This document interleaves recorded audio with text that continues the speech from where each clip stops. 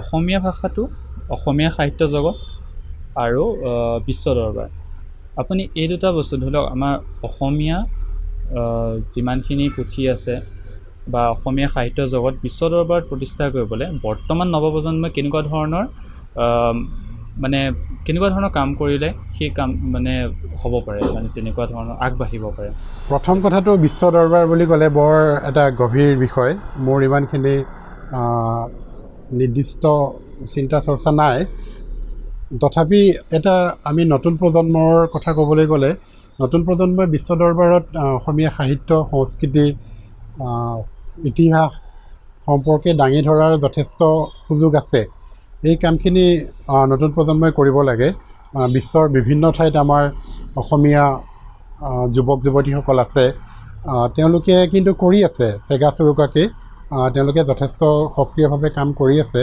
আৰু মই খুব আশাবাদী বিশ্ব দৰবাৰত আমাৰ অসমীয়া ভাষা, সাহিত্য, সভ্যতা, সংস্কৃতিৰ কথা খুব ভালভাৱে বহলভাৱে প্ৰচাৰিত হয় বা অদূৰ ভৱিষ্যতে বহলভাৱে প্ৰচাৰিত হ'ব। মই এটা উদাহৰণ দিওঁ। আমাৰ এজন কানাডাৰ টৰণ্টো বিশ্ববিদ্যালয়ত এজন অধ্যাপক আছে, ডক্টৰ দেৱাঞ্জন বৰঠাকুৰ। তেওঁ গৱেষক আছিলে, অলপতে তেওঁ ডক্টৰেট ডিগ্ৰী লাভ কৰিছে।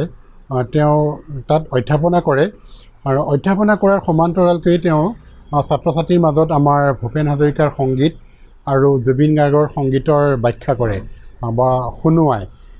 এইদৰে এটা প্ৰক্ৰিয়া তেওঁ আৰম্ভ কৰিছে, সেইটো চলি আছে। তেওঁ মাজে মাজে আমাৰ অসমীয়া সভ্যতা সংস্কৃতিৰ কথা কয়। এই ভিডিঅ'বোৰ আমালৈ পঠিয়ায় তেওঁ, বা তেওঁ নিজেও সামাজিক মাধ্যমত আপলোড কৰে। তেওঁৰ দুখন কিতাপ আমাৰ পৰা প্ৰকাশ হৈছে, আমাৰ জাগৰণ সাহিত্য প্ৰকাশনৰ পৰা। এখন কিতাপৰ নাম এটা কলা ছাতি আৰু এজন বগা মানুহ। এই কিতাপখন আমাৰ টৰণ্টো বিশ্ববিদ্যালয়ৰ পুথিভঁৰালত তেওঁ ডনেট কৰিছে। আমি পঠিয়াই দিছোঁ ইয়াৰ পৰা টৰণ্টোলৈ পোষ্ট কৰি, ইণ্ডিয়ান পোষ্টৰ যোগেদি। তেওঁ পুথিভঁৰালত, টৰণ্টো বিশ্ববিদ্যালয়ৰ পুথিভঁৰালত দুখন অসমীয়া কিতাপ স্থান পাইছে। এইটো এটা ক্ষুদ্ৰ প্ৰচেষ্টা। এইদৰে যদি যিমানখিনি ধৰক বেলেগ বেলেগ ঠাইত আছে, আমাৰ ৰ'ড আইলেণ্ড ইউনিভাৰ্চিটিত আমাৰ অসমৰ আছে, মানুহ আছে, সেইদৰে কেলিফৰ্ণিয়াত আছে, আৰু এনেকৈ বিভিন্ন ঠাইত আছে। সেই যদি তাত থকা যুৱক যুৱতীসকলে নিজৰ ভাষাটোৰ প্ৰতি আগ্ৰহী হৈ, নিজৰ সংস্কৃতিৰ প্ৰতি আগ্ৰহী হৈ আগবঢ়াই নিব বিচাৰে, নিশ্চয় অসমীয়া ভাষা, সাহিত্য, সংস্কৃতি প্ৰসাৰ বিশ্ব দৰবাৰত হ'ব বুলি মই খুব আশাবাদী।